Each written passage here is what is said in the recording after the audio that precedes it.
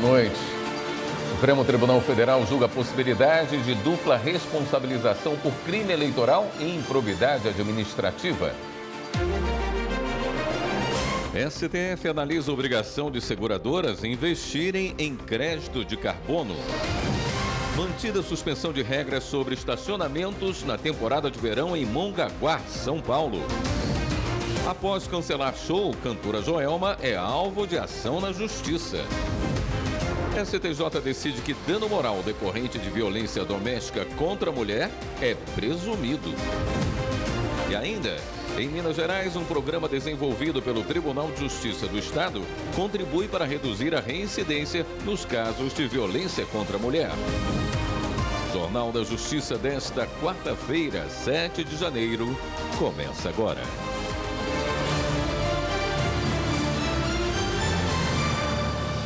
O Supremo Tribunal Federal começou a julgar no plenário virtual uma ação que questiona uma regra sobre investimentos em créditos de carbono. A norma obriga seguradoras, entidades de previdência complementar e resseguradores a aplicar parte de suas reservas técnicas nesses ativos ambientais. Pablo Lemos. A lei criou o Sistema Brasileiro de Mercado Regulado de Carbono. Esse dispositivo determinou que o setor destinasse um percentual mínimo das reservas à compra de créditos de carbono ou cotas de fundos ligados a esse mercado. A ação foi apresentada pela Confederação Nacional das Empresas de Seguros, que alega que o investimento é obrigatório e foge da atividade principal do setor. Além disso, poderia comprometer a liquidez e a segurança das reservas, que servem para garantir indenizações aos consumidores. O relator, ministro Flávio Dino, considerou a exigência inconstitucional. Segundo ele, a regra viola a livre iniciativa, a isonomia e a segurança jurídica. No voto, Flávio Dino afirmou que a lei criou uma discriminação injustificada. Isso porque escolheu apenas o setor de seguros e previdência para financiar o mercado de carbono. De acordo com o relator, essas instituições não são grandes emissoras de gases de efeito estufa. Por isso, a regra fere o princípio do poluidor-pagador, que prevê que o custo ambiental deve recair sobre quem causa o dano. O ministro também afirmou que a regra interfere na gestão das reservas e prejudica a concorrência. Outro ponto foi a falta de prazo para adaptação. A lei entrou em vigor em dezembro de 2024 e já exigia a aplicação mínima no mesmo ano. Os demais ministros têm prazo para votar até o fim da noite do dia 6 de fevereiro de 2026. O Supremo Tribunal Federal manteve a suspensão de regras sobre estacionamentos na temporada de verão em Mongaguá, São Paulo. Para a Corte, a decisão da Justiça Paulista sobre a matéria foi tomada com base em lei local, não cabendo ao STF a análise da controvérsia. A decisão foi do presidente do Supremo, ministro Edson Fachin. O caso teve origem em ação no Tribunal de Justiça de São Paulo. O Partido Socialista Brasileiro questionou trechos do decreto municipal que criou regras para a concessão de alvará provisório para o funcionamento de estacionamentos privados na temporada de verão, no município de Mongaguá. Segundo o PSB, uma lei complementar já havia tratado do assunto. O TJ paulista aceitou o argumento e suspendeu a eficácia dos dispositivos questionados. A Prefeitura de Mongaguá recorreu ao STF alegando desrespeito à ordem administrativa e à economia pública. Argumentou ainda que a suspensão das normas comprometeria a organização dos estacionamentos temporários em período de intenso fluxo turístico. Ao analisar o pedido, no entanto, o ministro Edson Fachin verificou não haver questão constitucional a ser julgada pela Corte. Por isso, manteve a decisão de segunda instância. E o STF julga a possibilidade de dupla responsabilização de agentes públicos por crime eleitoral e por ato de improbidade administrativa. Também vai definir a quem compete julgar essas ações. O julgamento ocorre em sessão no plenário virtual, que começou antes do recesso do Judiciário. Marta Ferreira tem as informações. O caso concreto diz respeito à quebra de sigilo bancário e fiscal de um vereador de São Paulo, determinada pela Justiça Estadual a pedido do Ministério Público para apurar suposto ato de improbidade administrativa. O vereador é suspeito de ter recebido R$20 mil por meio de Caixa 2 durante a campanha eleitoral em 2012. A defesa buscou a remessa do caso à Justiça Eleitoral, mas o Tribunal de Justiça paulista negou o recurso ao avaliar que o pedido de quebra de sigilo visa apurar a prática de atos de improbidade administrativa, cabendo, portanto, à Justiça Comum Estadual. A defesa, então, entrou com recurso no Supremo Tribunal Federal e o caso está sendo julgado em sessão do plenário virtual iniciada antes do recesso do Judiciário. O relator é o ministro Alexandre de Moraes. Ele considerou possível a dupla responsabilização pelo crime eleitoral de Caixa 2 e por ato de improbidade administrativa.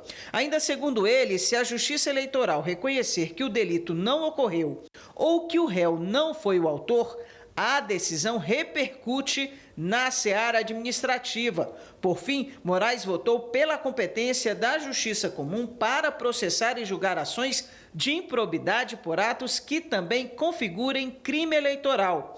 O ministro Cristiano Zanin e a ministra Carmen Lúcia acompanharam o relator. O ministro Gilmar Mendes fez algumas ressalvas, mas também seguiu o mesmo entendimento de Moraes. O caso tem repercussão geral, ou seja, a tese estabelecida servirá para casos semelhantes nas demais instâncias do Judiciário. O julgamento só deve ser concluído em fevereiro. STJ mantém prisão em júri de motorista de BMW acusado de causar morte após batida em Curitiba. E após cancelar show, cantora Joelma é alvo de ação na justiça. Os detalhes no próximo bloco.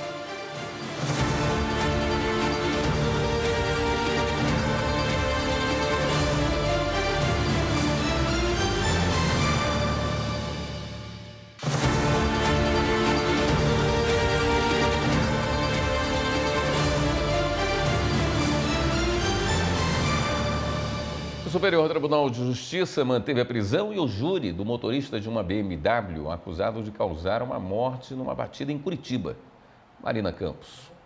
O presidente do Superior Tribunal de Justiça, ministro Herman Benjamin, rejeitou o pedido de revogação da prisão preventiva ou antecipação da data da sessão do júri de Gabriel Rodrigues Freitas, motorista do veículo BMW, acusado de causar a morte de outro condutor após colisão em 2024 em Curitiba.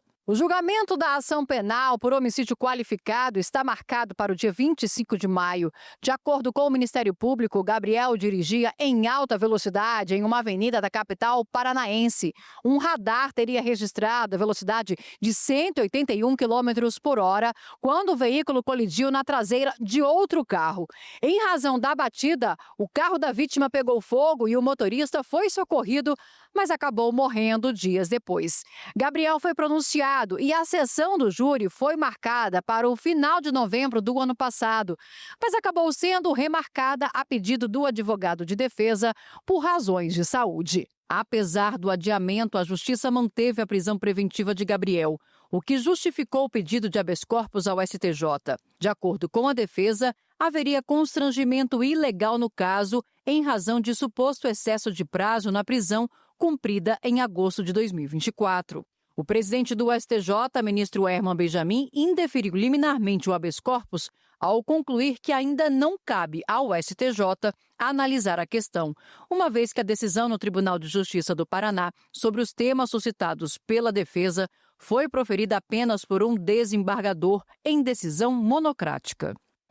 A Justiça acolheu um pedido do Ministério Público Federal e determinou que um pronto-socorro em Belém, no Pará, não seja fechado pelo poder público. Márcio Fontenelle traz os detalhes. A partir de uma ação conjunta entre o Ministério Público Federal, a Defensoria Pública da União e os Conselhos Regionais de Farmácia, Medicina, Odontologia e Psicologia do Pará, a Justiça determinou que a Secretaria de Saúde de Belém suspenda a decisão de fechar o hospital com pronto-socorro que funciona na região. O governo municipal tinha a intenção de contratar entidades privadas para fazer a gestão dos serviços de urgência e emergência. Mas, considerando as argumentações apresentadas na ação, a Justiça entendeu que não há motivos para esse tipo de iniciativa. Além da proibição do fechamento, a decisão obriga o poder público a apresentar em 30 dias um plano de recuperação para a unidade. O Supremo determina que desembargador preso passe por junta médica. Polícia prende contrabando e prende 3 pessoas em Foz do Iguaçu. E cantora Joelma foi acionada na justiça por cancelar show no Espírito Santo. Vamos conferir? O desembargador do Tribunal Regional Federal da 2ª Região, Macário Ramos Júdice Neto, será submetido a uma junta médica por determinação do ministro do Supremo Tribunal Federal, Alexandre de Moraes. Macário Júdice está preso desde dezembro do ano passado por envolvimento no caso TH Joias. A defesa do magistrado alega que ele precisa dar continuidade ao tratamento de uma doença grave. 3 pessoas foram presas em Foz do Iguaçu, no Paraná, por contrabando de 3 carros, 12.500 maços de cigarro e 80 pneus. Um menor também foi apreendido. Todos são paraguaios. Eles vieram da margem paraguaia do Rio Paraná e descarregaram as mercadorias no depósito local. Tudo foi levado para a Receita Federal. Uma casa de shows no Espírito Santo entrou na justiça contra a cantora Joelma após o cancelamento de um show marcado para o último dia 20 de dezembro, sem nenhuma justificativa. Eles estão pedindo R$360 mil por danos morais e a devolução do sinal pago no início do contrato com a produtora da cantora. A equipe jurídica da artista afirma que o processo está apenas na fase inicial e que as alegações feitas pelo contratante ainda precisam ser avaliadas pela Justiça. O Ministério Público do Rio de Janeiro pediu a prisão preventiva de João Ricardo Rangel Mendes, ex-CEO da agência de viagens URB, antigo hotel urbano, por descumprimento de medidas cautelares impostas pela Justiça. O pedido foi feito após um empresário que estava em liberdade provisória ter sido preso na noite de segunda-feira passada no aeroporto regional de Jericoacoara, no Ceará. Na ocasião, ele portava documento falso e estava com a tornozeleira eletrônica descarregada. O primeiro juizado da Vara do Júri de Porto Alegre determinou o encaminhamento ao Procurador-Geral da Justiça do inquérito que apura a morte de Eric Christian da Silva Vargas em setembro do ano passado, durante uma intervenção policial. A reportagem é de Neto Costa. O Ministério Público havia pedido o arquivamento do caso alegando legítima defesa dos policiais, mas a magistrada entendeu que existem dúvidas sobre a versão dos agentes. Imagens das câmeras corporais dos PMs mostram a vítima sendo imobilizada antes dos disparos. Há também áudios que sugerem predisposição ao uso da força e a dinâmica dos tiros disparados a curta distância e em regiões vitais. Caberá agora ao Procurador-Geral de Justiça decidir se apresenta ou não denúncia contra os PMs. O procedimento segue entendimento do STF, que garante ao Judiciário o direito de revisar pedidos de arquivamento quando houver dúvidas ou ilegalidades. O luto parental é a dor vivida por mães, pais e famílias que perdem um filho durante a gestação, no parto ou nos primeiros dias de vida. Uma perda profunda, muitas vezes silenciosa, que ainda enfrenta a falta de reconhecimento social e institucional. Nos últimos anos, o Conselho Nacional de Justiça tem se debruçado sobre o tema, buscando garantir direitos, acolhimento e dignidade a essas famílias, inclusive no registro civil e nos procedimentos legais. O repórter Alexandre Matula conversou sobre o assunto com a juíza auxiliar do CNJ, Cláudia Catafesta. Acompanhe a reportagem. As famílias que enfrentam o luto parental têm recebido atenção especial do Conselho Nacional de Justiça. São ações que têm caráter de políticas públicas, como explica a juíza auxiliar do CNJ, Cláudia Catafesta. As pessoas, as famílias têm o direito de registrar essa criança. Ainda que ela tenha nascido sem vida, ou tenha vivido poucos segundos ou poucos minutos, enfim, que ela tenha vindo a óbito, ela tem o direito ao registro. Isso é um direito que garante a dignidade dessas pessoas, desses sujeitos, dessas crianças. Então, o que o CNJ fez e tem feito é organizar os cartórios de registro civil do país para que registrem, sim, as crianças, e não só registrem a existência desse ser humano, que infelizmente acabou falecendo, mas que garanta o direito ao nome. Essa é uma grande novidade que chega com o provimento de 2023, que é o provimento 151, em que as famílias têm o direito de registrar o nome dessas crianças, garantindo um direito que é de convenções, de tratados internacionais, mas também um direito constitucional das pessoas. A Lei 15.139, que assegura a humanização do atendimento às mulheres e aos familiares no momento do luto, também pode resolver uma dor que tenha ficado no passado. Uma outra situação é, além de proteger daqui para frente, é também garantir que quem teve esse registro, essas famílias que no passado não conseguiram registrar com o nome suas crianças natimortas, que elas agora podem promover, pedir a alteração desse registro para que ele tenha, então, o nome da criança. A seguir, STJ decide que dano moral decorrente de violência doméstica contra a mulher é presumido. E ainda, em Minas Gerais, um programa desenvolvido pelo Tribunal de Justiça do Estado contribui para reduzir a reincidência nos casos de violência contra a mulher. Voltamos em instantes.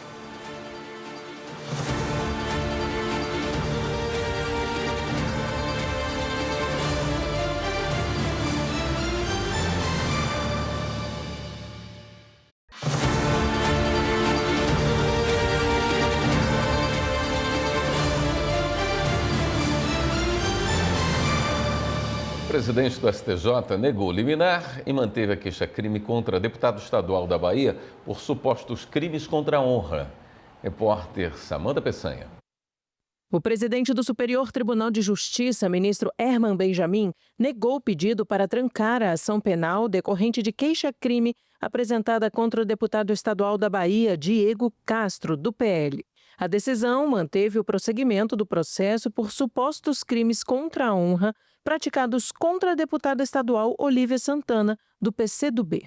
De acordo com os autos, em entrevista a uma emissora de rádio, o parlamentar comentou um projeto de lei da colega voltado ao apoio emergencial a vítimas de operações policiais, utilizando expressões que teriam associado a proposta ao crime organizado. Na queixa-crime, a deputada afirmou que as declarações teriam atingido a honra e a imagem dela e pediu, inclusive, a remoção do conteúdo de plataformas digitais. Ao receber a queixa-crime, o Tribunal de Justiça da Bahia apontou justa causa e indícios de materialidade e autoria para o prosseguimento da ação penal privada. O Tribunal Baiano também determinou a remoção do conteúdo da internet. Em habeas corpus ao STJ, a defesa sustentou falta de justa causa e alegou que as declarações estariam protegidas pela imunidade parlamentar material, prevista na Constituição. Ao analisar o pedido liminar, o ministro Herman Benjamin afirmou que não houve demonstração de ilegalidade flagrante ou urgência para determinar o arquivamento imediato da ação. O caso ainda será examinado pela 5ª turma, sob relatoria do ministro Ribeiro Dantas. E o Superior Tribunal de Justiça decidiu ainda que dano moral decorrente de violência doméstica contra a mulher é presumido. Jáfer Araújo explica pra gente. A decisão unânime da Corte Especial do STJ considerou que o dano moral gerado por violência doméstica e familiar é presumido, sendo suficiente para a indenização a comprovação da agressão. O entendimento foi firmado no julgamento que condenou o desembargador Évio Marques da Silva, do Tribunal de Justiça de Pernambuco, a 4 meses e 20 dias de detenção em regime aberto pelo crime de lesão corporal leve. A Corte Especial determinou ainda o pagamento de indenização de R$30 mil por danos morais à vítima. O relator no STJ, ministro Antônio Carlos Ferreira, citou o tema repetitivo em que a 3ª sessão da Corte já reconheceu que nos casos de violência doméstica e familiar contra a mulher é possível fixar indenização mínima por dano moral quando houver pedido expresso da acusação ou da vítima, mesmo sem indicar valor e independentemente de instrução probatória específica. O ministro ressaltou ainda que o valor de tal indenização deve refletir o resultado lesivo e ser adequado para punir o ato ilícito e reparar o sofrimento da vítima, sem representar fonte de enriquecimento. Um programa desenvolvido pelo Tribunal de Justiça de Minas Gerais tem reduzido a reincidência nos casos de violência contra a mulher. São os grupos reflexivos que fazem o agressor pensar sobre os erros que cometeu. A repórter Kátia Matos explica como funcionam. Os grupos reflexivos são formados por homens encaminhados pelo Poder Judiciário que cometeram algum tipo de violência doméstica e familiar contra a mulher. Os primeiros do Estado surgiram depois de uma iniciativa do juiz Marcelo Gonçalves, titular do 2º Juizado de Violência Doméstica e Familiar de Belo Horizonte. Começaram a ser implantados em 2013. A gente não tinha ainda uma implementação efetiva de grupos reflexivos nas varas de violência aqui de Belo Horizonte.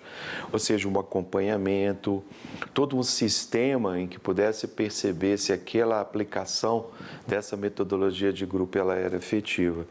Então foi em 2016 que a gente faz esse recorte diferenciado sobre grupos reflexivos, começando com o programa Dialogar, e através dele a gente começa a defender essa metodologia nas varas de violência doméstica. Hoje, em Minas Gerais, são 65 grupos reflexivos direcionados para homens. Um deles faz parte do programa Dialogar da Polícia Civil. A Poliana é a coordenadora do Dialogar em Belo Horizonte. Cada grupo ele se desenvolve em 12 encontros, uma vez por semana. Em cada encontro, uma média de 2 horas, onde nós discutimos com aqueles homens que praticaram violência contra as mulheres questões como machismo, misoginia, patriarcado, a Lei Maria da Penha. A Nayara é psicóloga e facilitadora dos grupos reflexivos do programa Dialogar da Polícia Civil. Ela explica que na primeira reunião, a maioria dos homens chega dizendo não saber por que foram encaminhados para o grupo. Então, o nosso papel nesse primeiro momento é justamente conversar com eles, tentando entender, né, o que eles estão sentindo, né? A gente fala que é o primeiro momento para iniciar o estabelecimento do nosso vínculo. A metodologia é uma roda de conversa e os grupos têm de 15 a 20 homens. No programa Dialogar, um dos instrumentos usados é este baralho. Eles sorteiam uma carta e cada uma traz perguntas que levam a uma reflexão. E os resultados são positivos. O estudo feito na atualização do Mapeamento Nacional em 2023 revelou nos 498 grupos que conseguiram levantar aquela época que o retorno dos homens que passam os grupos é de 4,18%. Então, nós temos aproximadamente 96% de homens que não retornam após passar por esse grupo.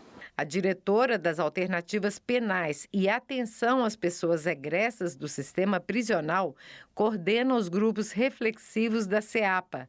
Para ela, o compartilhamento de experiências entre os homens traz uma reflexão maior e ajuda a reduzir os atos de violência. A partir da escuta daquilo que o outro diz, ele pode perceber a sua própria vida e tomar uma atitude, dar um rumo diferente para a sua própria história.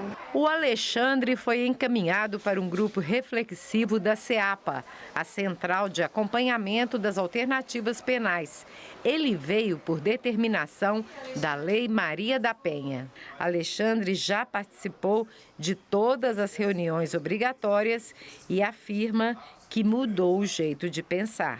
A gente pensa que a lei favorece a mulher, de que ela dá a voz para a mulher, e aqui a gente aprende de que, ao contrário, que ela sempre foi calada a vida inteira e que agora ela de fato está tendo voz e que diante dessa voz ela está denunciando. No meio da caminhada percebe-se que diante dessas pequenas violências, diante desses pequenos atos e de grandes atos, de que realmente a gente tem falhado bastante, né? Como sociedade e como parceiros. Né?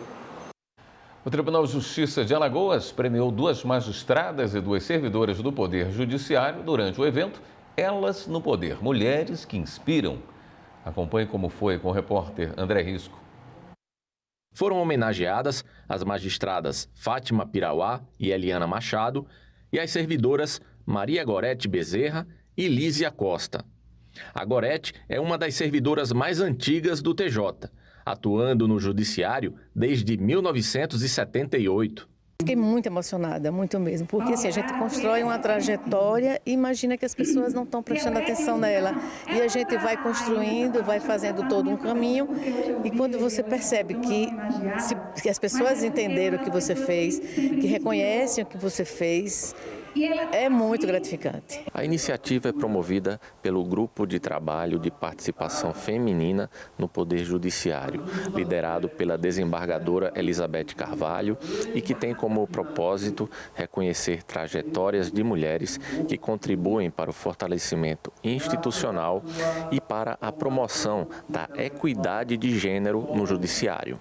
A gente do grupo acreditou que elas podiam representar cada uma de nós em nuances diferentes, pode dizer assim. E aí essa importância da homenagem, do prêmio, é justamente o que a gente quer, é trazer a visibilidade para as nossas magistradas, para as nossas servidoras.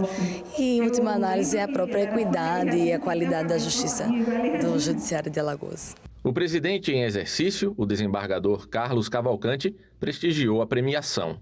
A presidência do tribunal acompanhou todo o desenvolvimento dessa reunião do grupo de trabalho de inserção das mulheres no âmbito do Poder Judiciário, para que possa haver respeito, possa haver inserção, igualdade de representatividade e, dentro desse contexto, as homenagens simbolizam esse trabalho que se encerra no ano de 2025, coordenado pela mulher mais importante do Poder Judiciário, que é a desembargadora Elizabeth Carvalho Nascimento. Um bate-papo com a palestrante Cléa Carvalho, com o tema O Melhor de Mim, encerrou o evento. O melhor de mim, ele nasceu do pior de mim, momentos que nós passamos na vida, esses momentos que a gente precisa se reinventar, não é? Buscar força dentro da gente. E como aconteceu comigo, eu criei esse workshop, essa palestra para motivar as mulheres, mostrar para elas que na vida a gente passa por momentos difíceis, mas ali não acaba a nossa vida. A gente precisa buscar dentro da gente. Toda mulher tem uma força grande que ela não conhece e a gente faz resgatar essa força. A seguir, STJ autoriza transferência de imóvel para conclusão de programa habitacional em Manaus. E a gente fala também sobre a reabertura da fronteira entre Brasil e Venezuela. É já.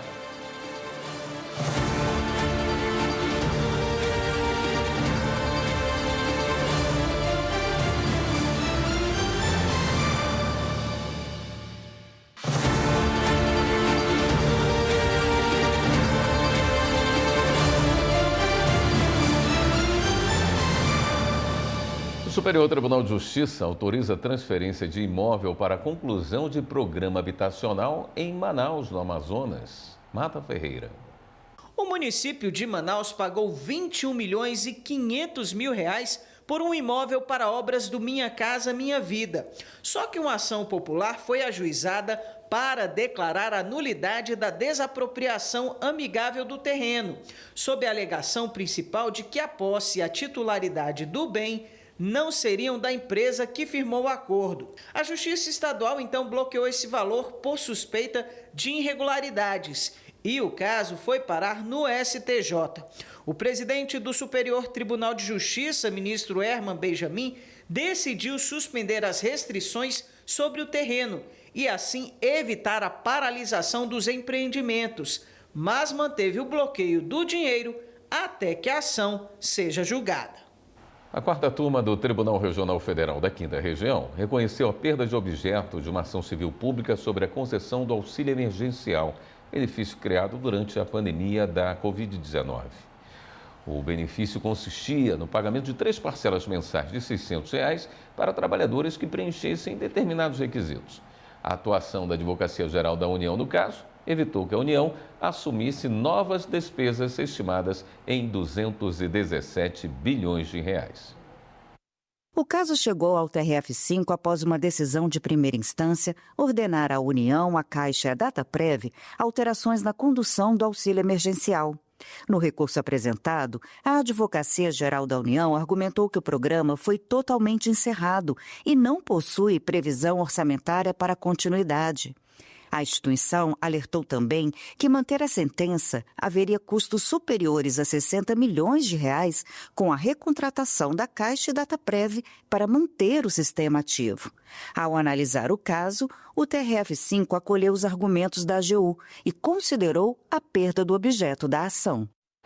A Justiça determinou que a Norte Energia garanta o fornecimento de água potável às famílias que vivem em Volta Grande do Xingu, no Pará.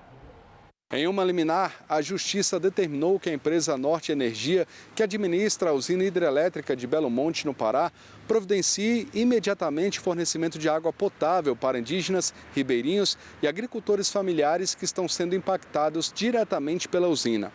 A companhia tem um prazo de 5 dias para identificar e resolver a questão da falta de água para 635 famílias que moram na região. Se nada for feito, a Norte Energia poderá ser multada e sofrer outras penalidades judiciais. A fronteira entre Brasil e Venezuela foi reaberta. Segundo a Polícia Federal, o movimento na região está normalizado. Desde 2015, o país já recebeu mais de 1 milhão de venezuelanos pela Operação Acolhida, iniciativa voltada para a recepção desses imigrantes.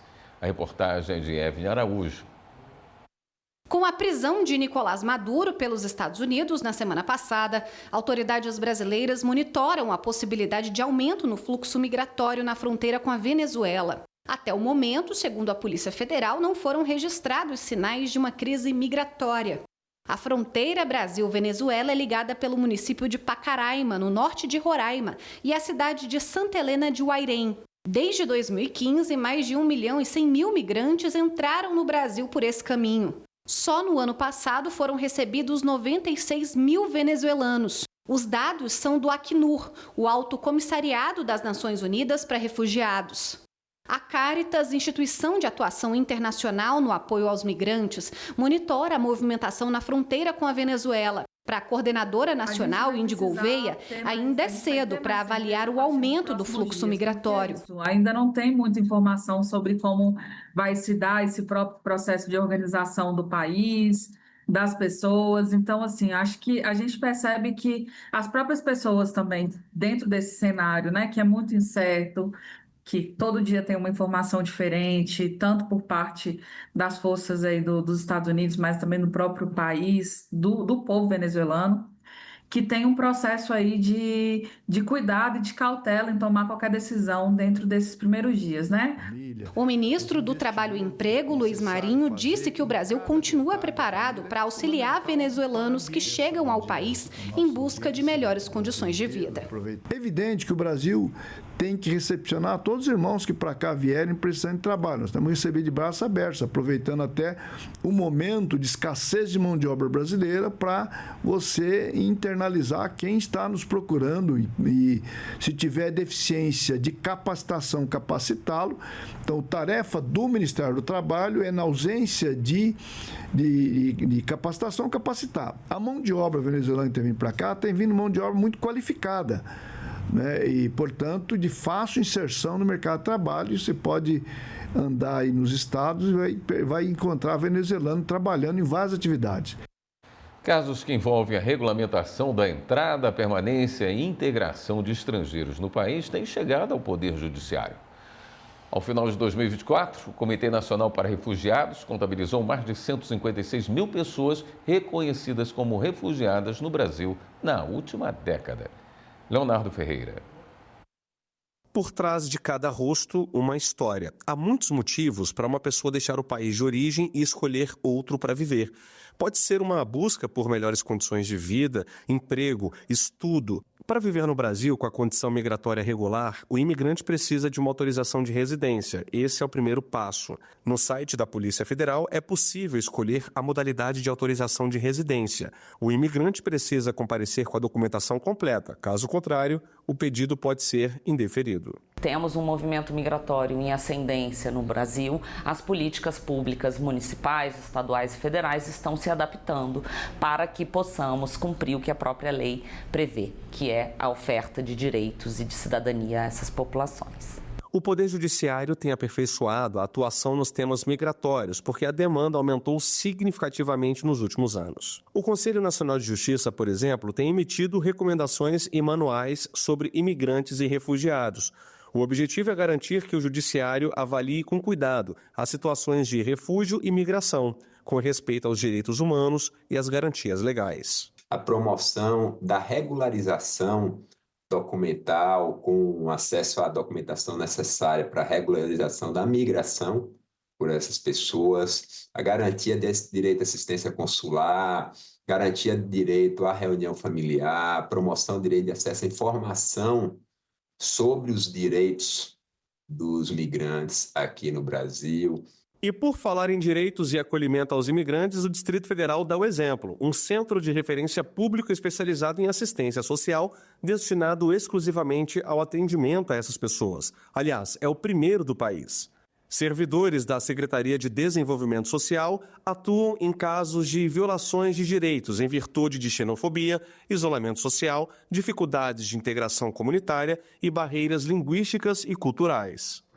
Tem uma importância porque você tem um atendimento multilingüe, né, bilíngue, inglês, francês, espanhol e português. Então você tem servidores preparados para fazer esse atendimento. Ele enfrenta situações de violação de direitos relacionados à xenofobia, a possibilidade de trabalhos análogos ao trabalho escravo, as dificuldades culturais, as barreiras culturais que as pessoas enfrentam, porque elas estão vendo um deslocamento, né, de outros países para o Brasil. Uma história de luta, coragem, sofrimento e esperança. Scarlett Esther Moreno, 55 anos, venezuelana. Ela deixou o país vizinho depois de perder o emprego de babá. Eu estava trabalhando em Caracas, na embajada. A pessoa que estava trabalhando, ela me disse, moça, hija, não pude ir trabalhar mais. Sem conseguir trabalho e com a situação socioeconômica que a Venezuela enfrenta, a fome apertou e Esther decidiu tentar a vida no Brasil. Para fugir da fome e da pobreza extrema, começava um novo capítulo. Com a ajuda do CREAS Migrantes, Esther conseguiu regularizar a documentação para comprovar a situação migratória e ter acesso a serviços públicos. Esther morou alguns meses em um abrigo. Agora conseguiu alugar um apartamento pequeno, em Taguatinga, a 20 minutos da área central de Brasília. Ela conta que o sonho é trazer outros 2 filhos venezuelanos e vai lutar por isso. Pouco a pouco, Esther vai se adaptando, mas só de olhar para o passado, sente orgulho e força para continuar. O plano de nós é quedarnos para toda a vida aqui em Brasília. Eu pensava quedarme toda a vida porque me gusta aqui. É tranquilo, feliz, isto aqui. Me gusta muito, eu quero ter minhas coisas aqui. No próximo bloco, a empresa terá que devolver descontos por cesta alimentação feitos no salário de um empregado sem autorização dele. E veja como foi a visita de integrantes do TRF6 à Unidade Avançada de Atendimento da Justiça Federal em João Pinheiro, Minas Gerais. Voltamos a instantes.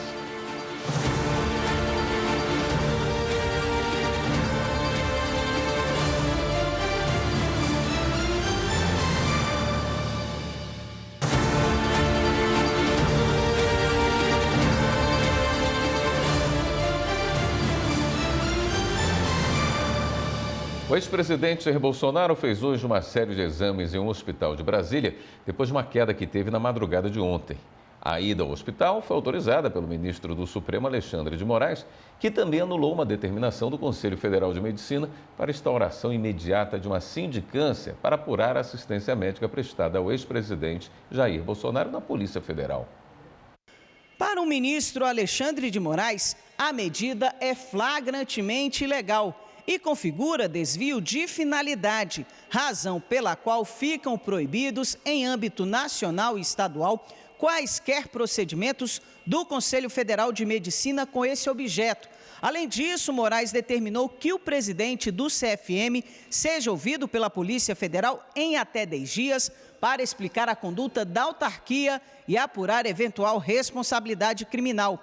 Também ordenou que o diretor do hospital Defistar encaminhe ao STF em 24 horas todos os laudos médicos relativos aos exames realizados por Bolsonaro na data da decisão.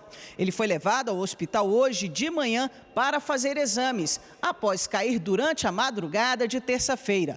A ida ao hospital foi autorizada pelo ministro Alexandre de Moraes, após pedido apresentado pela defesa. A Justiça do Trabalho determinou que uma empresa devolva descontos por cesta alimentação feitos no salário de um empregado sem autorização dele. O caso corre em sigilo. O empregado alegou que os valores não decorreram de adiantamentos, previsão legal ou norma coletiva e que não havia autorização expressa para os abatimentos no salário. Ao analisar o caso no Tribunal Superior do Trabalho, a relatora, a ministra Maria Cristina Peduzzi, destacou que a CLT proíbe descontos salariais, salvo exceções.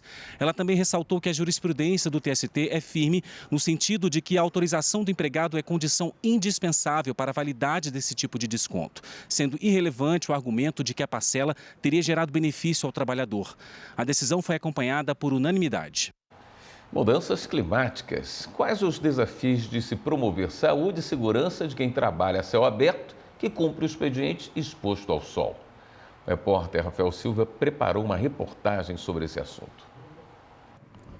Há 12 anos, Valdirene e Ulisses trabalham como varredores de rua, um serviço a céu aberto, expostos ao sol na maior parte do tempo. Não fique sem um boné, né?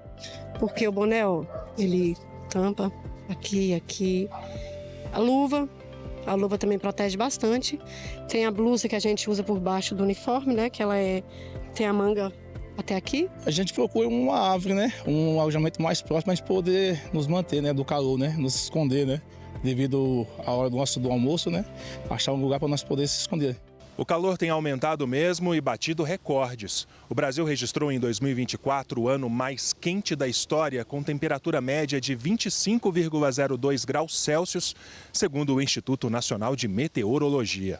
As mudanças climáticas, elas têm afetado o mundo todo. O aquecimento global tem transformado o cenário de temperatura em vários países do mundo. No Brasil, nós já temos uma nova situação instalada, onde temos maior frequência e intensidade das ondas de calor. Isso atinge a sociedade como um todo e os trabalhadores é uma parte dessa população que é altamente vulnerável, especialmente aquele trabalhador que executa suas atividades a céu aberto. A Fundacentro, instituição de pesquisa em segurança e saúde no trabalho vinculada ao Ministério do Trabalho e Emprego, além de estudar os impactos das mudanças climáticas no ambiente laboral, lançou a cartilha Exposição ao Calor em Trabalhos a Céu Aberto, Guia de Orientações Gerais. O material serve de instrução para empregados e empregadores interessados em se atualizar. Um trabalhador que estiver exposto a um calor extremo, ele pode ter uma insolação, uma desidratação, e ele pode vir a realmente diminuir a sua produtividade ou até aumentar o seu absenteísmo, né? Que ele vai, se ele adoecer, ele vai ter que se afastar. Considerando que esses eventos decorrentes das mudanças climáticas estão acontecendo com frequência cada vez maior, a gente considera que isso é um novo perigo. E esse novo perigo deve ser previsto nos programas de gerenciamento de riscos das empresas e, por consequência, deve haver previsão de medidas para o enfrentamento e para a mitigação desses efeitos. É o que tem feito a empresa onde Valdirene e Ulisses trabalham. Os equipamentos de proteção individual vão além do uniforme que os protegem do sol e do frio. O kitzinho, que vem com a garrafinha, o protetor solar, o sorim, que é para poder hidratar o nosso nariz, o nosso olho, e o protetor labial. No período seco, a jornada de trabalho começa mais cedo e a carga horária pode ser reduzida. Devido à redução do horário, tem nos ajudado muito, né? A não sofrer tanto no sol quente, né?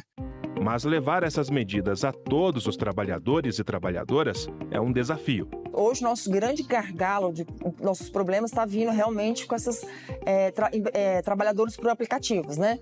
Porque a gente está identificando vários agravos, vários acidentes, e é difícil você chegar quem que é o empregador, né? Porque assim, quem que é o responsável por garantir a saúde e segurança desse trabalhador?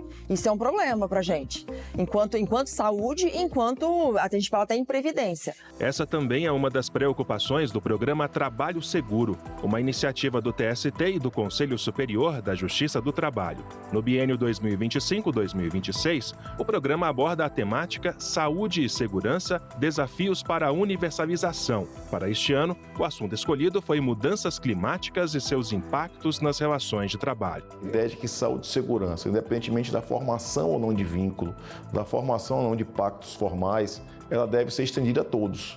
E é nesse sentido, nessa ideia de universalização, a própria percepção social que nós temos, trabalhadores de aplicativos, a questão do teletrabalho, a questão do trabalho remoto, todo esse contexto, ele tem que estar protegido em relação à saúde e segurança. E a percepção geral também que esse tema do calor, até pelo reflexo das mudanças climáticas, todo esse reflexo da mudança das formas de trabalho, também vem à tona e ele foi refletido num subitem do tema principal. De forma geral, a própria Constituição, no artigo 7º, inciso 22, ela prevê a proteção contra riscos de saúde e segurança de forma geral.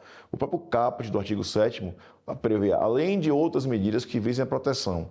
E essa proteção, no caso brasileiro, veio através das NRs, que inúmeras NRs tratam da proteção climática, seja calor, seja frio, tratando de medidas específicas. A própria NR15 tem redação sobre isso, a NR sobre ergonomia também trata, a NR9 sobre proteção a condições de trabalho, ou seja, a uma proteção regulamentar. Além disso, é bom lembrar que o Brasil se submete a tratados internacionais e normas convencionais internacionais. Durante a instalação da Unidade Avançada de Atendimento da Justiça Federal em João Pinheiro, a comitiva do TRF6 aproveitou para visitar um dos lugares mais simbólicos do sertão mineiro, o Museu Casa de Manuelzão, no distrito de André-Xer. Vamos juntos com Vera Carpes. Manuelzão, depois do segundo casamento, que ele veio morar aqui em André-Xer, ele casou com Dona Diralda, morou nessa casa até os 92 anos. Nessa casa tem vários pertences, os acervos são todos de Manuelzão, né? Ou que foi usado por ele, ou o presente que ele ganhou. Manuelzão foi o nome literário dado por Guimarães Rosa a Manuel Nardi, o vaqueiro que conheceu o escritor em 1952, durante uma comitiva de gado entre Cordisburgo e o interior das Gerais.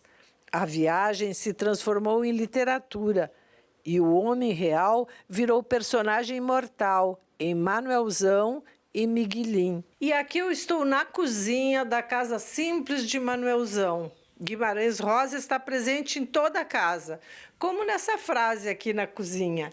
A comida era sutimada, gostosa. Todos puxavam o eito, bem como os apetites. Mastigavam e tomavam nas alegrias.